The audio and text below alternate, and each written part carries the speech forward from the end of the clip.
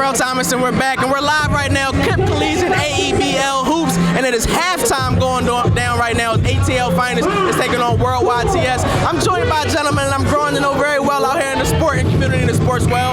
Writes for the Athletic, and also covers the Atlanta Hawks. Goes by the name of Chris Kirschner. How you doing today, good sir? I'm doing well. Thanks for having me. Thank you for taking time out of your busy schedule to join us during this halftime break. Now, you've been doing a lot of coverage of the Atlanta Hawks this year. Wonderful coverage to mention as well. I know you were covering Summer League this year.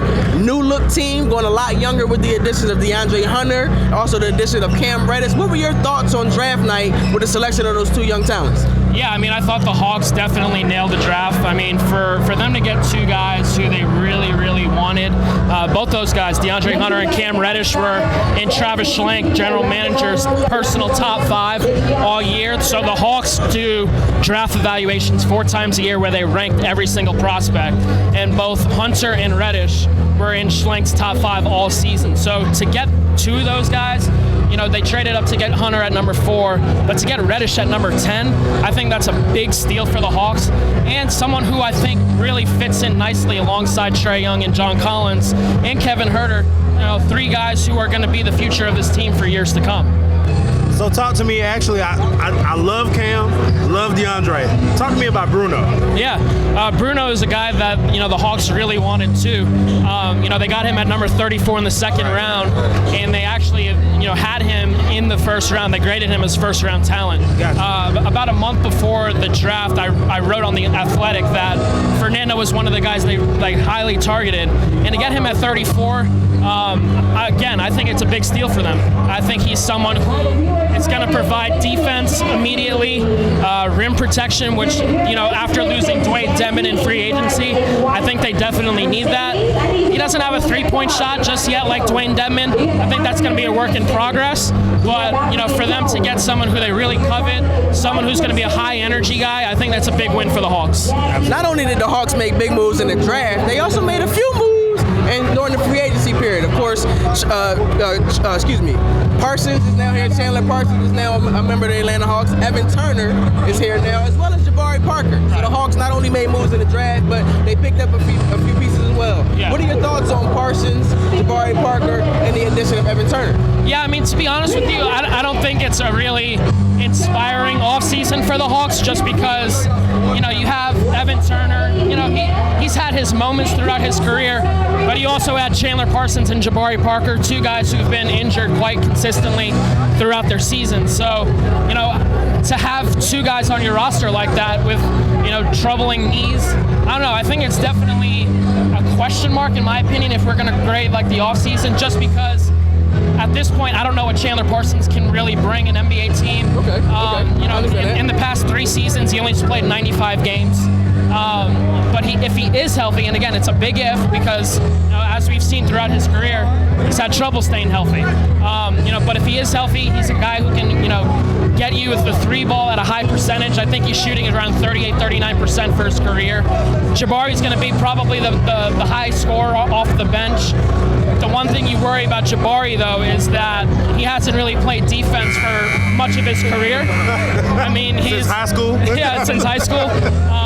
And he's said before, like, I don't get paid to play defense. I mean, but if that's something that Coach Pierce could probably that's what I'm saying. Like, so Coach Pierce is known for his defense. So he doesn't play no game. Exactly. So Jabari's going to have to, you know, show some sort of effort on the defensive side of the floor. And then finally, Evan Turner. I thought it was a perplexing trade just because, you know, you trade away Kent Bazemore, one of the respected leaders in this locker room, for Evan Turner, who I get it, like they needed a backup point guard, but I just didn't understand it at the end of the day just because they weren't saving much money trading Bazemore because Turner is also overpaid in my opinion.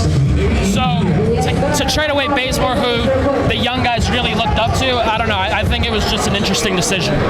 Before we let you go, man, and get back to enjoying the game, we're here today because a little birdie let us know that John Collins and Trae Young just may come out and entertain the fans here in Atlanta. Trae Young going into his sophomore season, of course, John Collins going into his 3rd year. Talk to me about how great it is to have 2 young, up-and-coming, soon-to-be elite talents in the NBA coming out to the community, a free event, and showcasing their talents to cats who may not be able to see it and get down at State Farm Arena. Yeah, I think it's awesome. just because for the Hawks, you know, they're obviously a rebuilding team right now. Like, they're trying to build up that fan base once again to what it once was. And for Collins and Trey, two of the stars on the Hawks, to come out to something like this when, you know, we're obviously in a high school gym, there's no AC. I mean, Terrell got the sweat on his face. The sweat's going down. I look like I just got in the game or something. He's sweating over here, but I mean, like, for them to play in something like this, it's awesome for the community because, like, again, the Hawks are trying to build something special, and for them to, like, be a part of this where, you know, you don't need to pay a single cent to get in here. You're just paying concessions and all that stuff. So I think it's awesome. I think they're about to put on a big show for them, for the crowd here, and I think they're going to put on a show for the NBA. I think we saw a taste of that in year one with Trey. I think Trey's one of the best passers in the league right now. One of the most exciting point guards in the NBA, and you know, I think the Hawks fans can expect big things out of this group. I don't think it's going to happen this season, but you know, 2, 3 years, 4 years down the road, I think the Hawks are going to be a dangerous team. I don't know, man.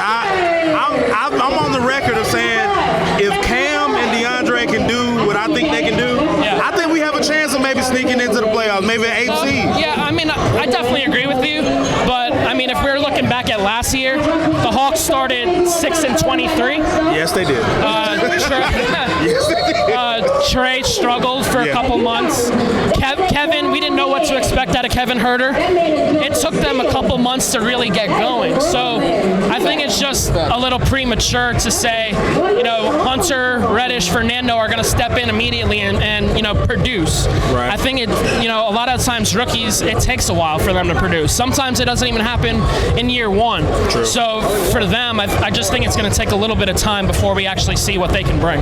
Right. Chris, for Atlanta Hawks fans and NBA fans who enjoy coverage, they want to read great content, and they want to, you know, stay tuned with what's going on with our hometown Hawks. Let them know how they can subscribe to what you have going on at The Athletic, and also let them know how they can follow you on social media to get live, up-to-date content and coverage. Yeah, you can follow me on Twitter at Chris Kirschner, KIRSCHNER. If you haven't subscribed to The Athletic, I highly encourage that. I am a little biased. I mean, I have it on my chest right now. But, you know, I just think that The Athletic, you know, super in-depth coverage really across the league. We cover every single NBA team. Some writers have 3, 4 reporters on it. I'm the only one covering the Hawks, but, you know, I'm always at practices, always at the games. I travel on the road. So check me out at theathletic.com. Thanks, man. Thank you very much. Yeah, We're going thanks to for bring having you a lot more here at AEBL Hoops. Stay tuned.